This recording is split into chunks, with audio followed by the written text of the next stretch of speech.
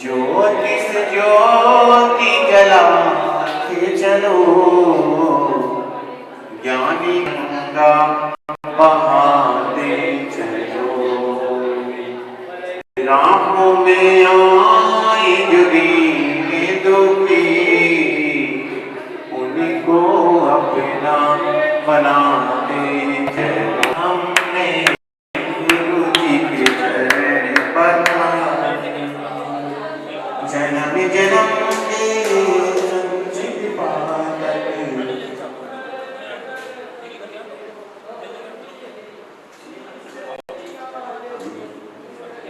गुरुवर तेरे चरणों की धूल जो मिल जाए।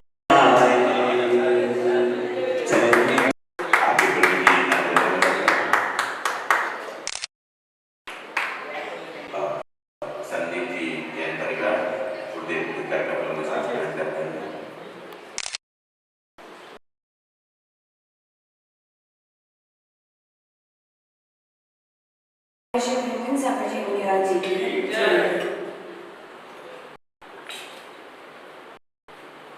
जीवं जीवं धवं जिनर्वशीन जिनवेत्तिठं देवेन्द्रवन्दं वन्दे तं सर्वदा शिरसा।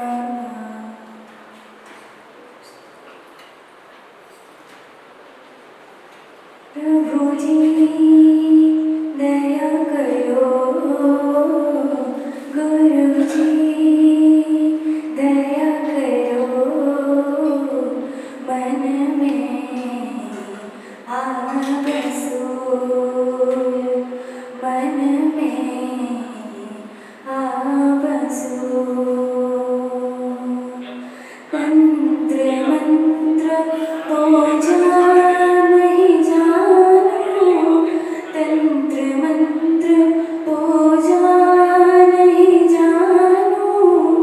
मैं तो केवल तुमको ही मानो, मैं तो गुरु बस तुमको ही मानो। सारे जग में ढूंढा तुमको, सारे जग में ढूंढा तुमको। अब तो आकर कृपा करो, गुरु जी दया करो, प्रभु जी दया करो, मन में आ बसो, मन में आ बसो। बोले ब्रह्म उपाध्याय श्री प्रबंधन सागर जी महाराज जी की।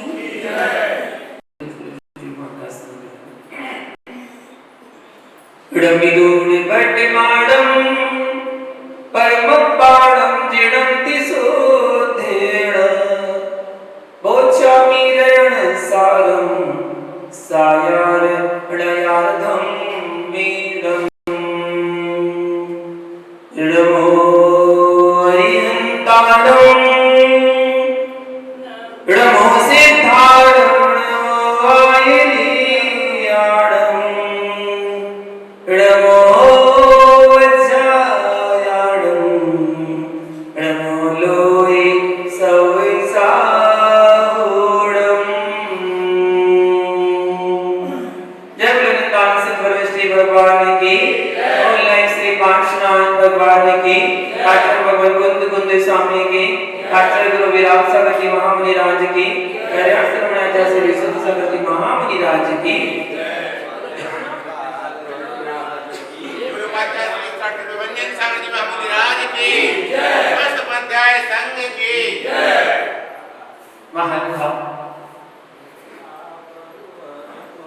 दान का वर्णन चल रहा है। जो उत्तम पात्र को उत्तम दान देता है वह निश्चित उत्तम फल को प्राप्त करता है। जो उत्तम पात्र को दान देता है वह पहले उत्तम भोगभूमि प्राप्त करता है, वहां के भोगों को भोगता है और वहां से देव प्रयाग में जाकर वहां के उत्तम भोगों को भोगता है और फिर वहां से आकर मनुष्य प्रयाग में आकर मुनि बन के मोक्ष जा सकता है। इतनी योग्यता रखता है दान देने वाला। जो तीर्थंकर मुनिराज को आहार दान देता है उसके लिए इतना पुण्य का बन होता है। महानुभाव, ऐसी मुनिराज के लिए आहार दान देने का फल श्रावकों को मिलता है। सबसे बड़ा दान एक दृष्टि से देखा जाए तो आहार दान, जिसके माध्यम से 24 घंटे की साधु की आहारचर्या से 24 घंटे की साधना निरंतर पालन की जा सकती है। धर्मानुरागी भवनोरा काल के एखाने भक्तों देर द्वारा नवदी भक्ति पूर्वक जे आहार व्यवस्था करानो है चलो वह सकोले खूब ही प्रशंसा सार पात्र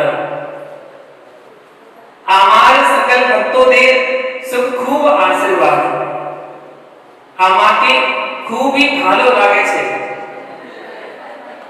सकोले ये रकम ही गुरु भक्ति करते थागवेन आर निजीर श्रावक धर्म पालन करेत यागवेन आशीर्वाद मारे।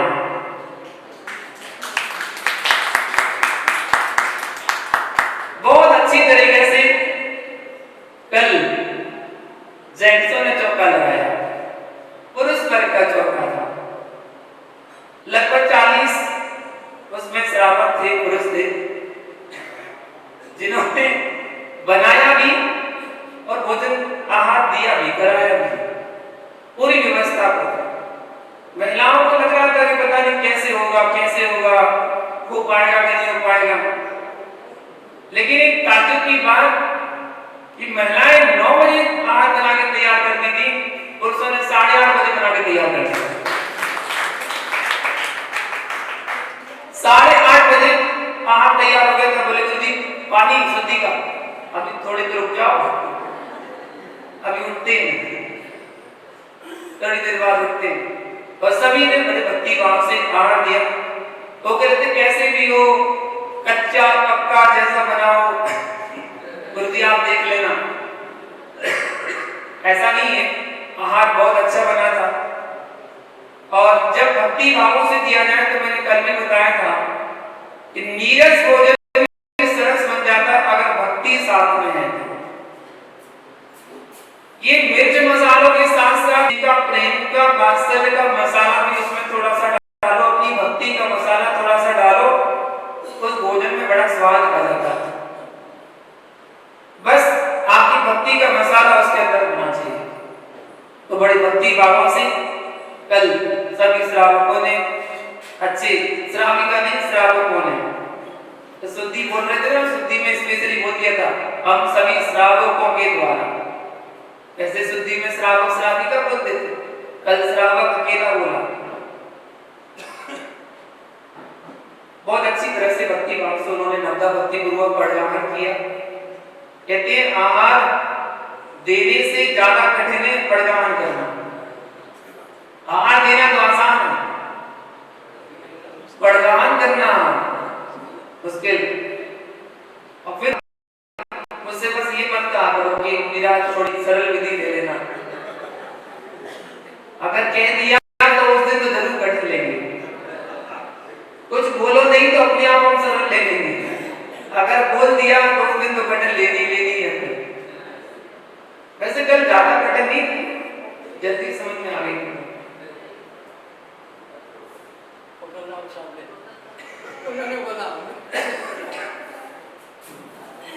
देखिए श्रावक भक्ति भाव से जो आहार चर्यादि कराता है, दान देता है, निश्चित साथ ही साथ पुण्य का अर्जन करता है।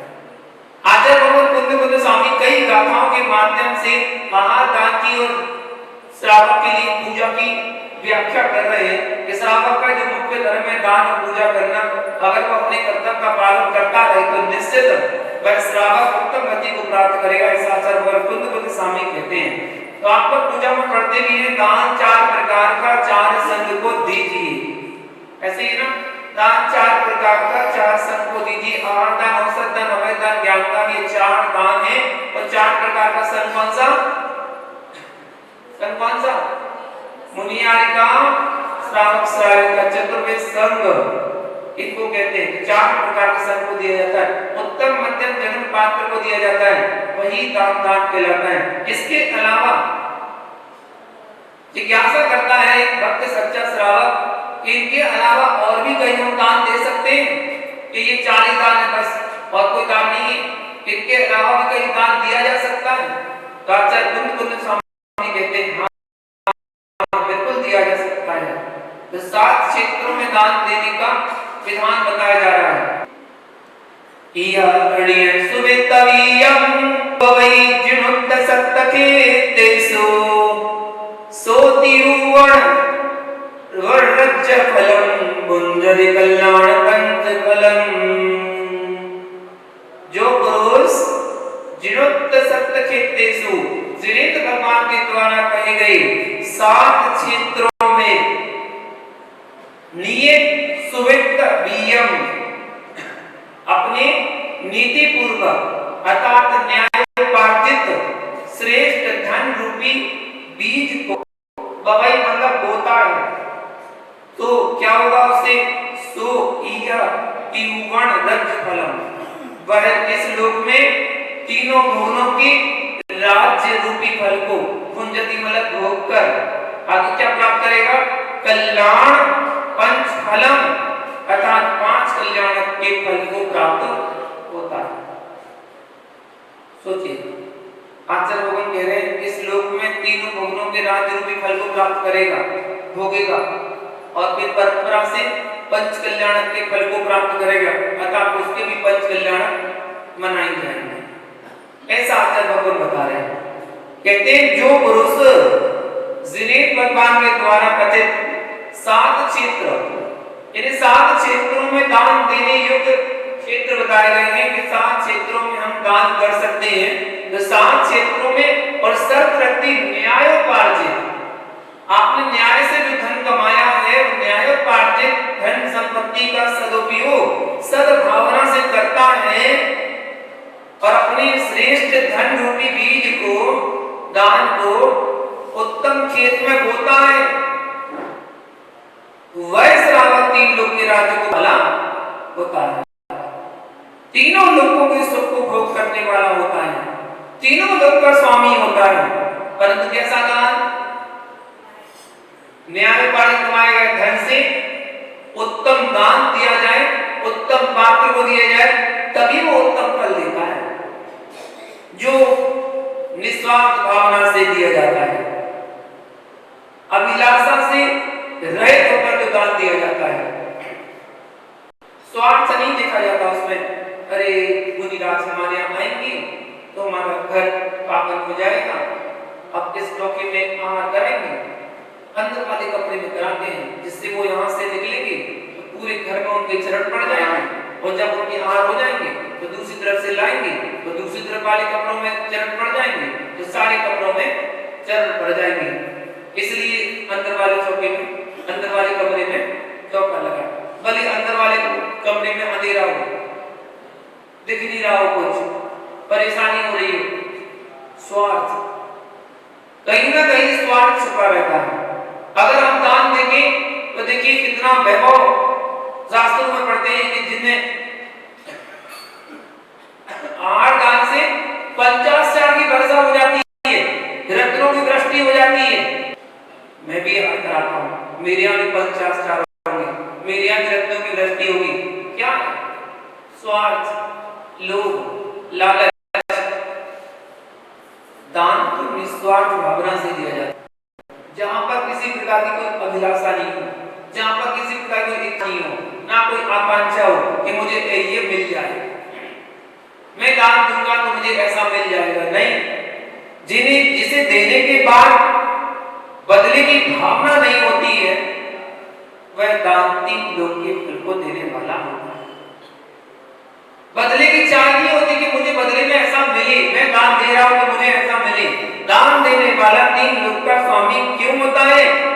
दान देने वाला दाता, तीन लोक के स्वामी, तीन लोक के नाथ, जिन लिंग के धारी, जिन्हें भगवान के लघुनंदन मुनिराज को दान देता है।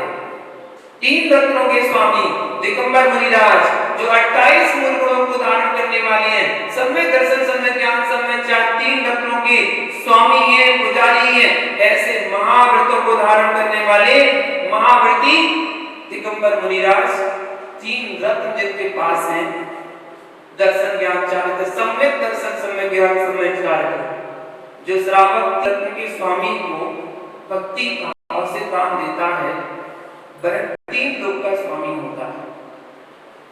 इसलिए रत्नत्रय की उत्कृष्ट आराधना करने वाले परम पिता तीर्थंकर प्रभु होते हैं।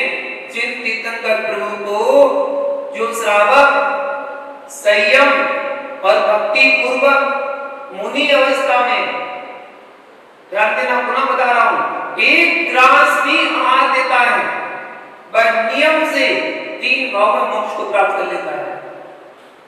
तीन भाव में मोक्ष को प्राप्त करने वाला बन जाता है वो जीव। देखो रत्नत्रय की विशेषता, जो जीव तीन रत्न के स्वामी को आहार देता है, वह तीन लोक का स्वामी होता है, और जो तीर्थंकर जैसे महापुरुष को आहार देता है, वह तृतीय भाव में निर्वाण को प्राप्त हो जाता है।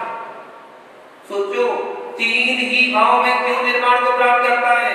4 या 5 या 6 में क्यों नहीं करता है? इससे अधिक, कम या ज्यादा क्यों नहीं लगते हैं? तो उसका कारण तीन रत्न के स्वामी, तीन रत्न ही होते हैं, 4 नहीं होते। दर्शन समय ज्ञान समय चार, ये तीन ही रत्न होते हैं, चौथा रत्न कोई नहीं गिनाया गया। लोग भी तीन ही होते हैं, 4 नहीं होते हैं, तीन रत्न होते हैं, तीन लोग होते हैं। इस कारण से तीन ही भाव लगते हैं, अधिक नहीं लगता है। एक भाव भोग भूमि का, एक भाव देव पर्याय का, और एक भाव मनुष्य पर्याय का। और आचार्य भगवान क्या कहते हैं? सत्पात्रों को दान देता है श्रावक, और साथ ही 7 क्षेत्रों में दान देता है। जीर्णोत्तर सप्त क्षेत्रेषु, श्री भगवान के द्वारा कहा गए 7 क्षेत्रों में दान देता है। समय जबकि श्रावक जिन 7 क्षेत्रों में दान देता है, वो 7 क्षेत्र कौन कौन से हैं? आचार्य भगवान कहते हैं, जिन बिंबम जिनागारम, जिन यात्रा महोत्सवम, जिन तीर्थ जिनागमम, जिनायतानि सप्तधा, जिनायतनानि सप्तधा। पहला दान, जिन बिंब बनवाने का दान करें, उत्तम दान। जब भी आपको जहां कहीं मंदिर का निर्माण हो रहा हो, मंदिर में श्री भगवान की प्रतिमा विराजमान की जा रही हो, अपने परिवार की तरफ से एक प्रतिमा जरूर विराजमान करवाना चाहिए। अपने जीवन में नियम ले लेना चाहिए कि जीवन काल में एक प्रतिमा जहां भी जैसे बने, एक प्रतिमा विराजमान जरूर करवाएंगे। चाहे वो कैसे भी करवाएं, छोटी सी करवाएं चाहे, लेकिन करवाएंगे जरूर, ऐसा संकल्प होना चाहिए।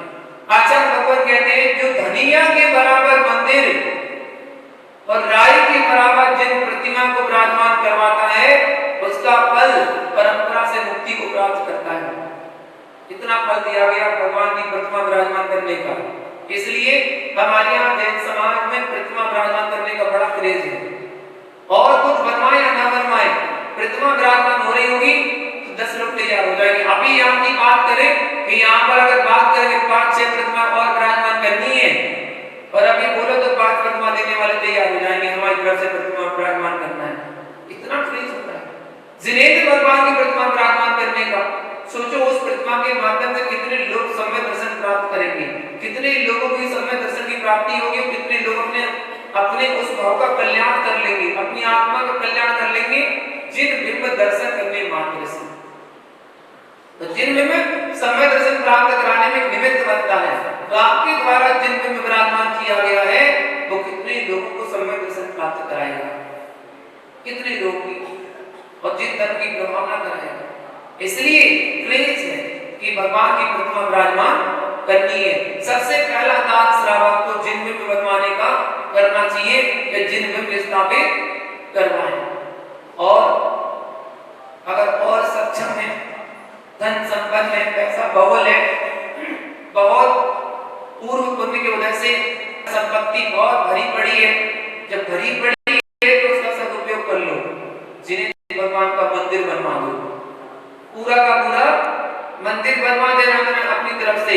जो जिन्हें भगवान का मंदिर बनवाता है वो भी मुक्ति को प्राप्त करता है, मोक्ष को प्राप्त करता है।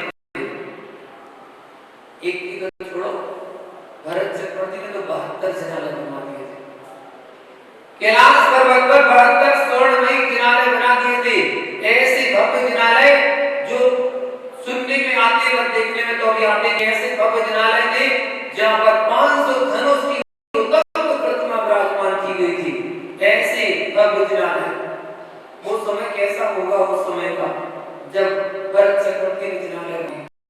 बस केवल कल्पना से पढ़ो कि हाँ ऐसा हुआ होगा। जिनालय बनवाना चाहिए अपनी तरफ से, पूरे सक्षम बनो कि जिन मंदिर बनवाओ, जिन बिंब विराजमान करवाओ। और तीसरा दान, जिन यात्रा दान। यदि कोई सबसे पहले मुनिराज, यदि कोई मुनिराज की तीर्थ यात्रा हो रही है, अपनी तरफ से पूरी यात्रा करवाना चाहिए। जो भी यात्रा में व्यय होगा, खर्चा होगा, वो अपनी तरफ से करना चाहिए। हमारी तरफ से पूरा खर्चा मुनिराज की तीर्थ यात्रा कराने का श्रेय मुझे मिल रहा है, मुझे सौभाग्य मिल रहा है, उसमें मेरा पूरा सहयोग लग रहा है। मुनिराज की तीर्थ यात्रा कराएं, मुनिराज जहां जा रहे हैं, किसी कार्य के उद्देश्य से जा रहे हैं, उनकी वंदना करवाएं। मुनिराज की तीर्थ यात्रा कराएं, मुनिराज जहां जा रहे हैं, किसी कार्य के उद्देश्य से जा रहे हैं, उनकी वंदना करवाएं, आपको उतना पुण्य मिलेगा। और यदि मुनिराज की जो श्रावक सक्षम नहीं है और वो चाहता है कि मैं बुंदेलखंड के सभी मंदिरों के दर्शन करना चाहता हूँ, आप नहीं जा पा रहे, कोई बात नहीं, भेजो उसको, कहना भैया आप जरूर जाओ, जो भी उसका आय का व्यय होगा सब करने के लिए तैयार हो, आपको वंदना करके आओ, खूब अच्छी यात्रा करके आओ। यात्रा करना चाहिए, करवाना चाहिए, जिन यात्रा में अपना सहयोग करना चाहिए, अपना दान देना चाहिए। तीसरा दान पंच कल्याण महोत्सव आदि, पंच कल्याण कोई बड़े करके दान करना चाहिए। ये चौथा दान श्रावकों के लिए बताया गया, वो चौथा दान कर सकता है। और पांचवा दान, जिन तीर्थ उद्धार, जो मंदिर जीर्णशीर्ण हो गए, जीर्णशीर्ण है, गिर रही बातें गिर रही है, पिलर गिरने को तैयार है, शिखर टूट रहा है, झड़ रहा है, उनका जीर्णोद्धार करना चाहिए। टूटे फूटे मंदिर हैं, बिल्कुल देखने योग्य नहीं बचे, ऐसे मंदिरों का जीर्णोद्धार करके उन्हें पुनः पूरी मरम्मत करके, गिरा के नहीं, ध्यान देना, गिरा के नहीं, उनकी मरम्मत करना है, ना कि उनको गिराना है।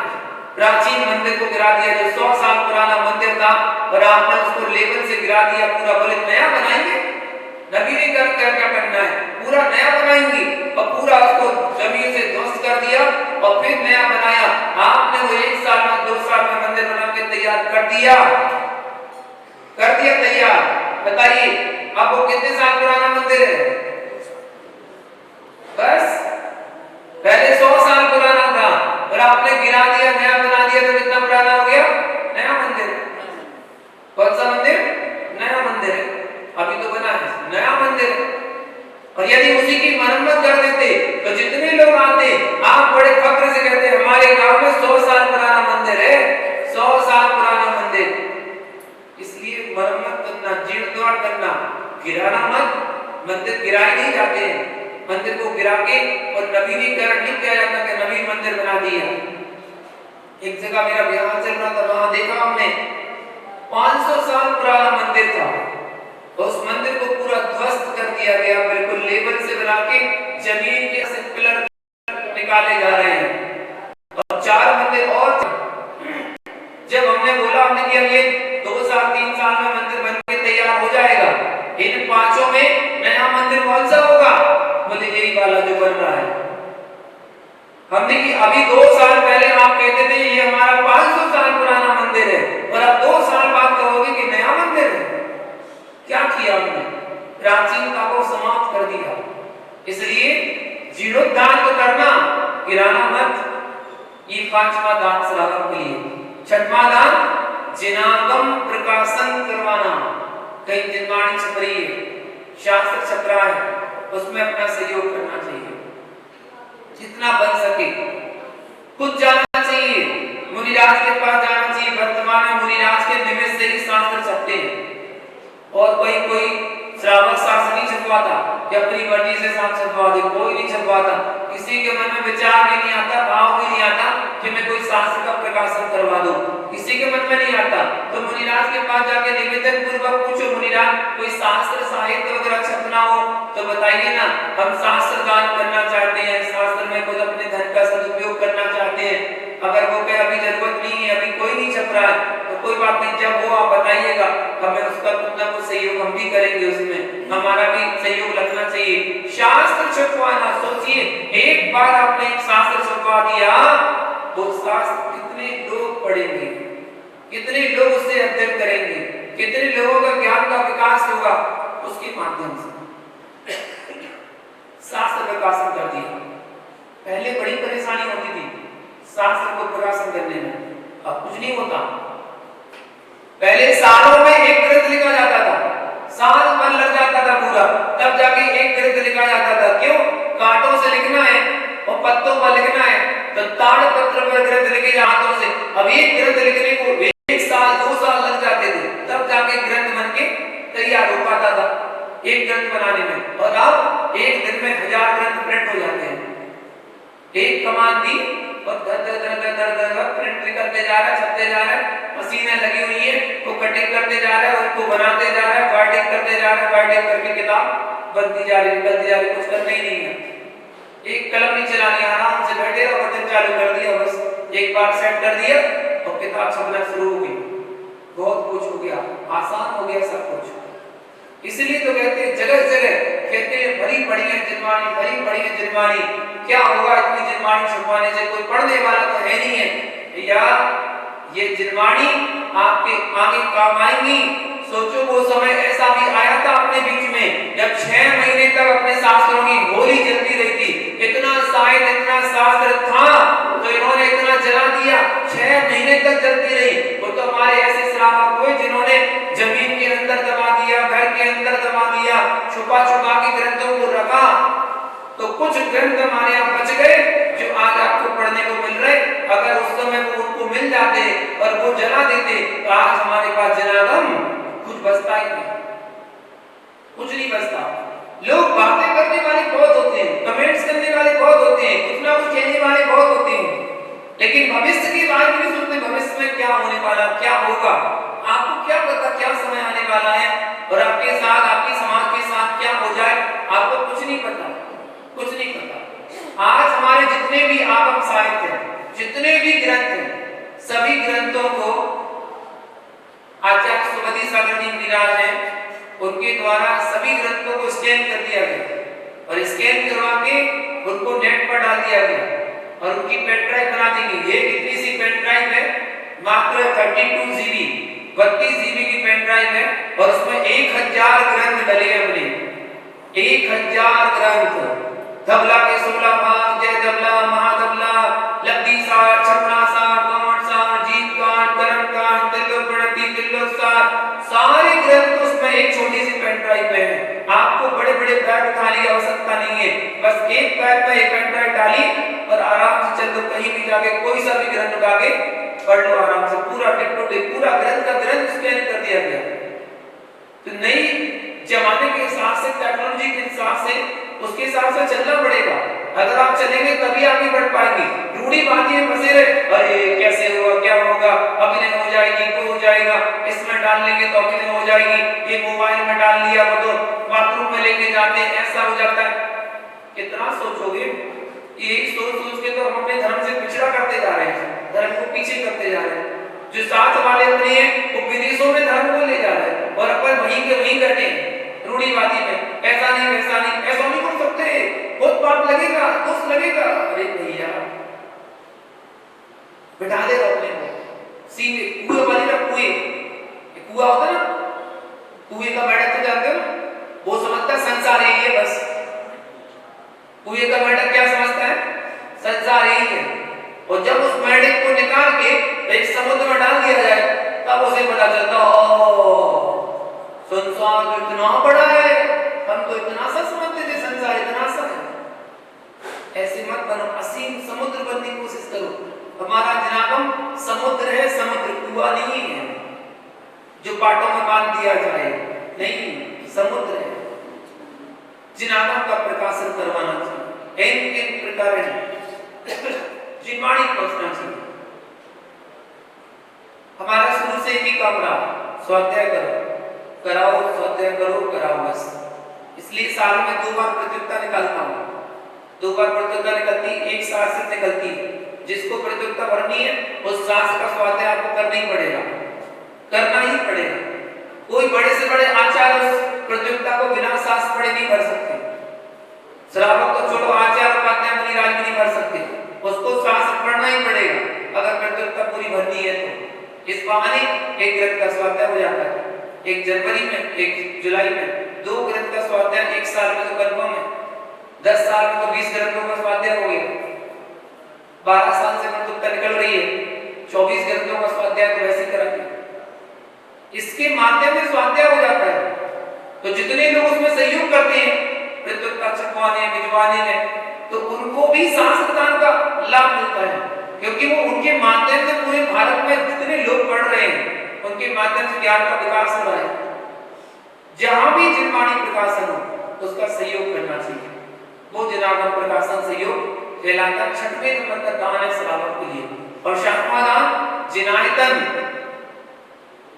जिनायतन बनवाना, जिनायतन में दान करना। देव शास्त्र गुरु के रहने का स्थान बनवाना।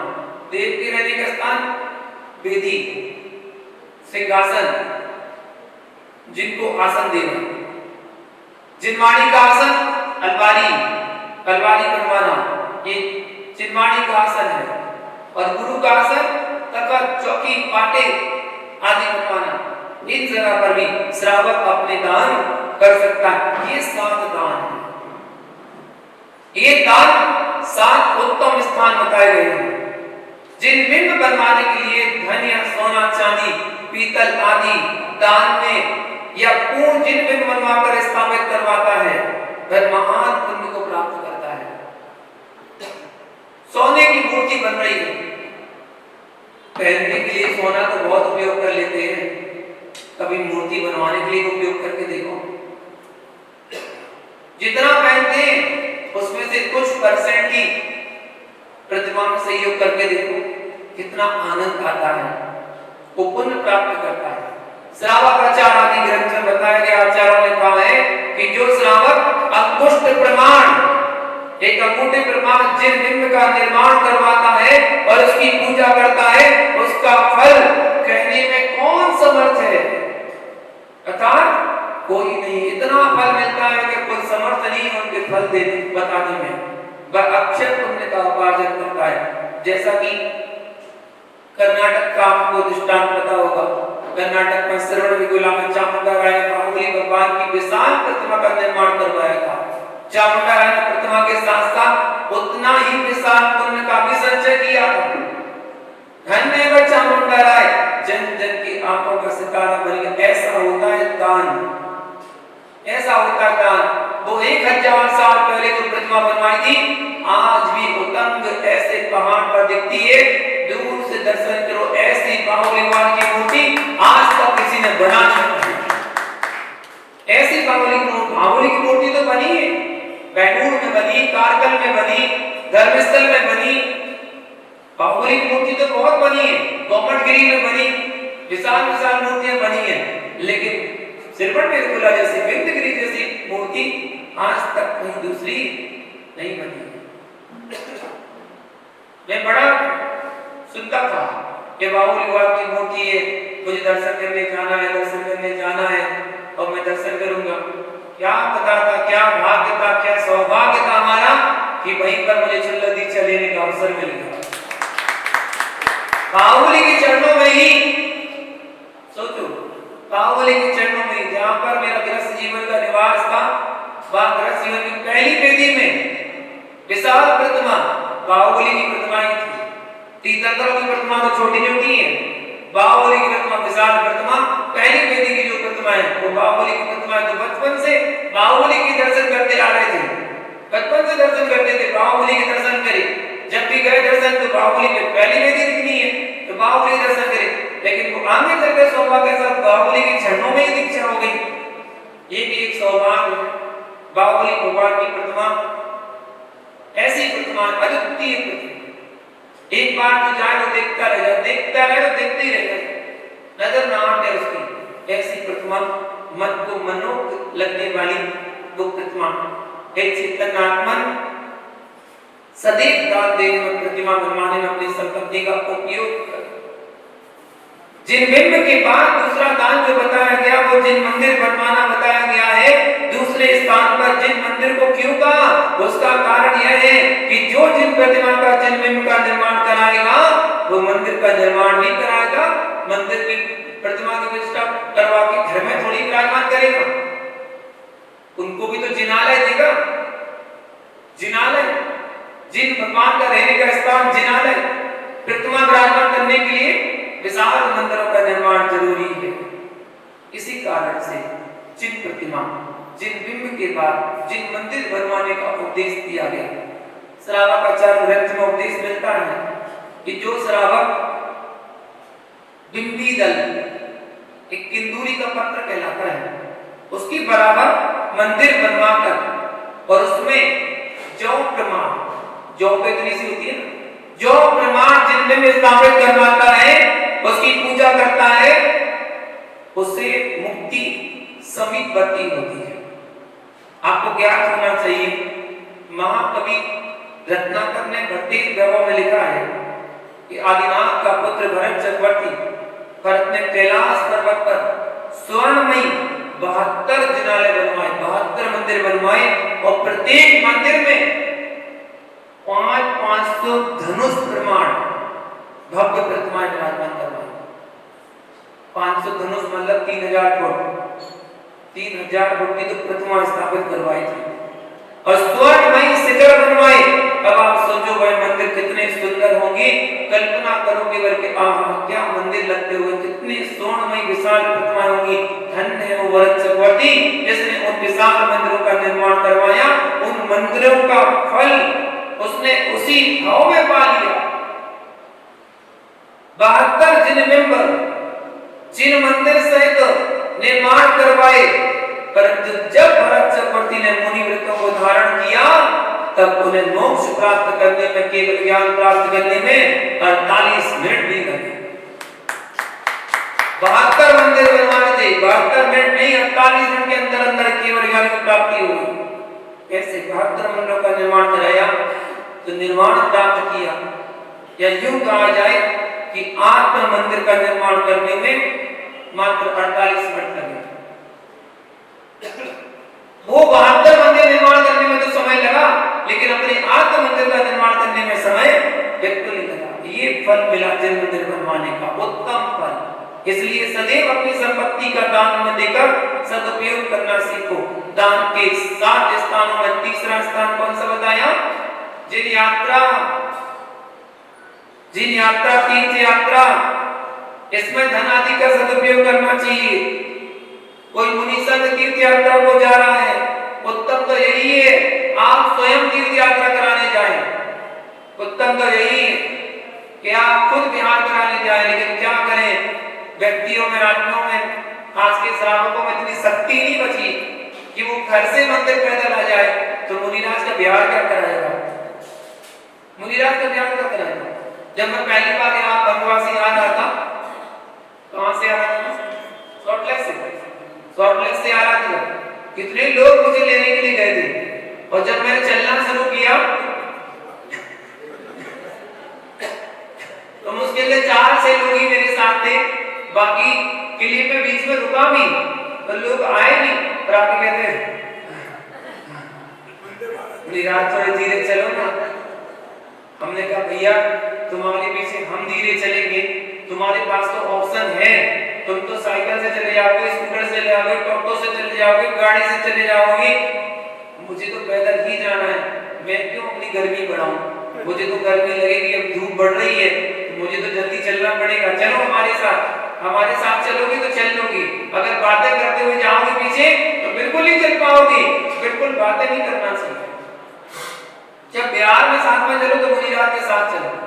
जो मुनिराज के साथ कदम मिलाकर चलता है उसको थकान भी नहीं होती है और बिहार भी उसका आराम से हो जाता है, उसको कोई परेशानी नहीं होती। और जो पीछे पीछे चलोगे तो पीछे पीछे पीछे पीछे पीछे होते चले जाओगे। हाँ, वही चल पाएगा जो साथ साथ चलेगा। इसलिए तीर्थ यात्रा स्वयं जाना चाहिए करवाने के लिए। और यदि आप स्वयं नहीं जा पा रहे तो उस तीर्थ यात्रा में जो सहयोग लग रहा है वो सहयोग आपको अपनी तरफ से जरूर करना चाहिए। संघ व्यवस्था में जो जो आपको सहयोग देने की आवश्यकता हो, जो जो सामग्री जरूरत पड़ रही हो, वो अपना सहयोग उसमें करना चाहिए। और फिर चौथा दान पंचकल्याण आदि जिस क्षेत्र में या जिस नगर में या जिस गांव में जिन प्रतिष्ठा विधि प्रतिष्ठा कोई अनुष्ठान कार्यक्रम हो रहा है तो उसमें बड़ी निष्ठा पूर्वक श्रद्धा भक्ति भाव पूर्वक सहयोग करना चाहिए, क्योंकि अच्छे स्थान पर धन संपत्ति दान में देने से धन संपत्ति की वृद्धि होती है। दान देने में संपत्ति कभी कम नहीं होती, दान देने से संपत्ति बढ़ती है। दान का 5वां स्थान तीर्थ उद्धार, इसको और पुनः समझ लो। आज आप देखेंगे कहीं जाते हैं ना, रास्ते में बहुत सारे मंदिर ऐसे मिलते हैं जिनके दरवाजे बिल्कुल टूट रहे हैं, जर्जर पड़े हुए हैं। एक जगह ऐसा मिलेगा कि सोने के और चांदी के दरवाजे लगाए जा रहे हैं और एक स्थान ऐसा मिलेगा जहां लकड़ी के दरवाजे भी अच्छे से नहीं है, वो बस संभाल के रखे हुए हैं।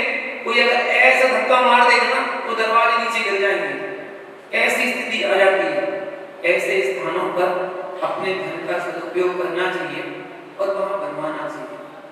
इतना पैसा आता है समाज में, अगर वो सदुपयोग कर लिया जाए तो न जाने कितने मंदिरों का जीर्णोद्धार हो सकता है। अभी मैं जब यहाँ से मंदिर से नीचे निकल रहा था तो एक पर्चा देखा था मैंने, परसों की बात है, जिसमें बहुत सारे मंदिर जीर्णोद्धार के लिए नाम लिखे हुए थे, 25-30 क्षेत्रों के नाम लिखे थे जहाँ के जीर्णोद्धार चल रहे हैं, बस लिखे हुए हैं। ऐसे स्थानों पर कोई दान नहीं दे पाता और जहाँ पर दान की कमी नहीं, जहाँ पर हर श्रावक ही दान देता है, दान का भंडार है, जहाँ पर करोड़ों रुपए एफडी बनकर बैंक में जमा है, वहां पर व्यक्ति दान पे दान देते जाता है।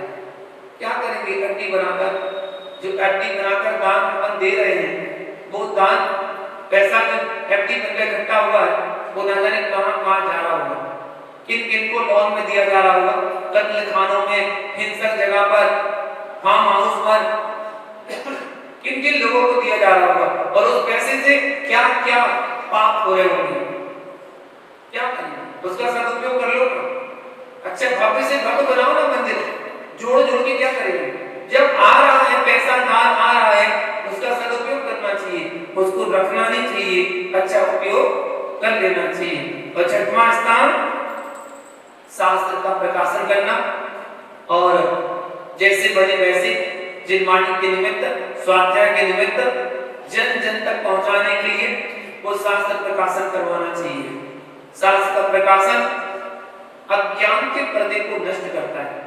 जिसका ज्ञानावनीकरण का तीव्र उदय चल रहा हो, कहते ना लोग पढ़ते तो हैं, याद नहीं होता, समझ में नहीं आता, सेंसन कमजोर है, इसका मतलब ज्ञानावनीकरण का उदय चल रहा है।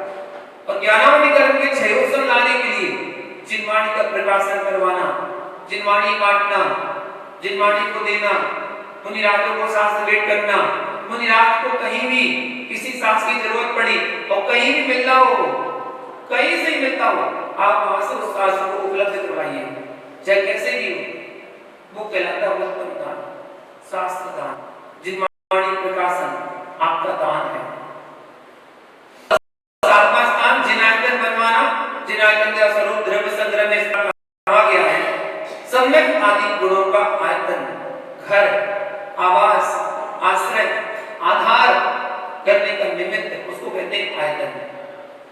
बौद्ध मत में 12 आयतन माने गए हैं, जैन दर्शन में 6 अनायतन माने गए हैं। आयतन देव शास्त्र गुरु और उन तीनों को विराजमान करने के स्थान है। ठीक है, जिन आयतन दान किस प्रकार से करना चाहिए, तो समय दृष्टि श्रावक जिन आयतन दान इस प्रकार से करें। सच्चे देव शास्त्रों को विराजमान करने के लिए स्थान बनवाना, संत भवन बनवाना, संत भवन बना के उनके कमरे आदि बनवाना, एक भावना लेकर। अभी मैंने एक बात कही थी आपको, एक बात बोली थी आपको, जब अपनी जो जमीन है और जमीन का भूमि पूजन होना है और भूमि पूजन में कमरे बनने हैं, तो कमल जी ने कहा था 21 कमरे बनने हैं, उसमें 21 कमरे बनना, एक चिनायतन बनवाने का एक बड़ा अवसर आपको मिल रहा है। जो भी सब्जेक्ट आया मैं वही बता रहा हूँ कि चिनायतन में दान करने का एक आपको बड़ा अवसर मिलने वाला है कि उसमें 21 कमरे बनने हैं। अपने बेटे के लिए, अपने घर के बेटे के लिए एक एक फ्लोर बनवा के दे देते हैं। एक फ्लोर अपने बेटे के लिए, बड़ी पूरी फ्लोर 4 करोड़ 5 करोड़ जितने चाहिए बन जाए, वो फ्लोर आप अपने बच्चे के लिए बनवा सकते हैं। तो जो बेटा आपका धर्म के मार्ग में धर्म को आगे बढ़ा रहा है, उसको रहने के लिए एक कमरा नहीं बनवा सकते क्या?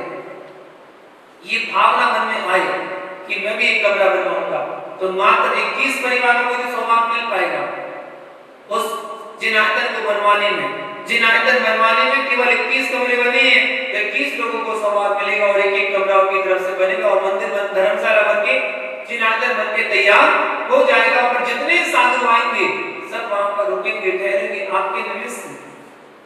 और साधु नहीं होंगे तो समाज के काम आएंगे, समाज के कोई कार्यक्रम फंक्शन होंगे तो वो काम आएंगे। तो जिनायतन का बनवाने का सहयोग आप उसमें कर सकते हैं। सच्चे देव शास्त्रों को विराजमान करने के लिए स्थान बनवाना, जैसे देव को विराजमान करने के लिए वेदी विराजमान करना, सिंहासन विराजमान करना, इनका निर्माण करवाना, और शास्त्र को विराजमान करने के लिए अरवाली श्रुत पीठ, जो ज्ञान पीठ होती ना, श्रुत पीठ बनवाना, और गुरु के लिए योग संयम साधना, संयम उपकरण, उनके लिए बैठने के लिए पाटा चटाई आदि का उपयोग कराना, ये जिनायतन है।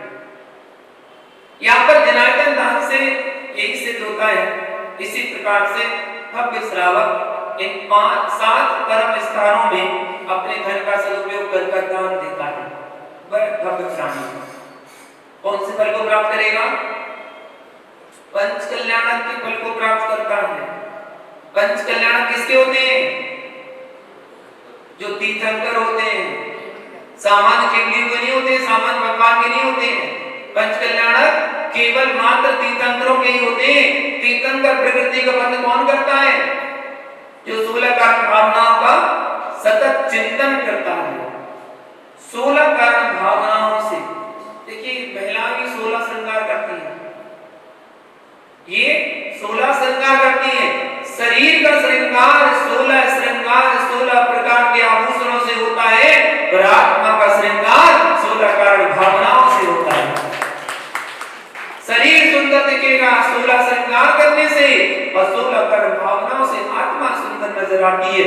केवली के पाद मूल में 16 कारण भावनाओं का चिंतन करके तीर्थंकर कर प्रकृति का बंध बांधा जा सकता है।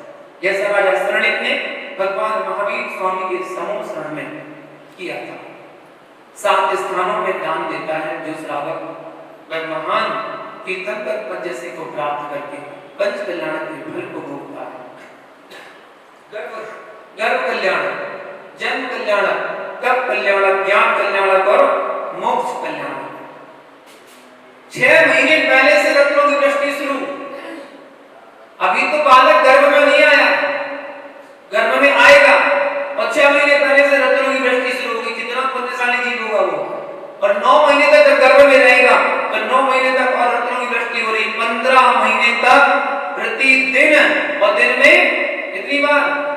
4 बार रत्नों की वृष्टि हो रही है। और एक बार में कितने रत्न? 3.5 करोड़ रत्नों की वृष्टि हो रही है। एक दिन में 14 करोड़ रत्नों की वृष्टि हो रही है, और 15 महीने तक रत्नों की वृष्टि हो रही है। क्या पुण्यशाली जीव होगा वो। बस जिसका पुण्य से वो होता है, उनके जाने के बाद वो सब विलुप्त हो जाता है। आपके लिए कुछ छोड़ के नहीं गए, वरना आप चले जाओ वैशाली और बाजार खुदाई शुरू कर दो कि एक आध रत्न तो मिल ही जाए। इतने रत्न गिरे थे, एक आध रत्न तो मिल ही जाए।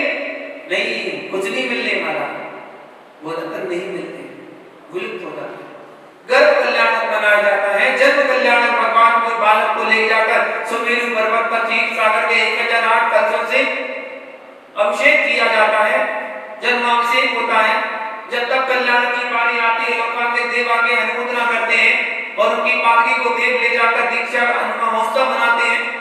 फिर जब भगवान को केवल ज्ञान की प्राप्ति होती है तो समोत्सव की रचना कर दी जाती है और केवल ज्ञान कल्याण महोत्सव मनाया जाता है। और जब भगवान अपनी आयु को पूर्ण करते हैं तो निश्चित अष्टकर्मों को चयन करके सिद्ध अवस्था को प्राप्त कर लेते हैं। ऐसे 5 कल्याण के फल को प्राप्त करता है वो जीव जो सब स्थानों में दान करता है। तो महानुभाव, जब जिस समय आपको उन 7 क्षेत्रों में दान देने का अवसर मिले, अवसर ढूंढना चाहिए, अवसर ढूंढना चाहिए और जब मिल जाए तो उसका उपयोग कर लेना चाहिए।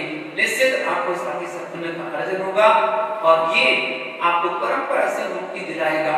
ऐसी मंगल भावना के साथ आचार्य भगवान इस गाथा का सारांश देते हैं और अगली गाथा में सुपात्र दान से सांसारिक सुख भी मिलते हैं, इस बात की व्याख्या कल बताएंगे। आज के लिए इतना ही। जय गुरु पारसनाथ भगवान की।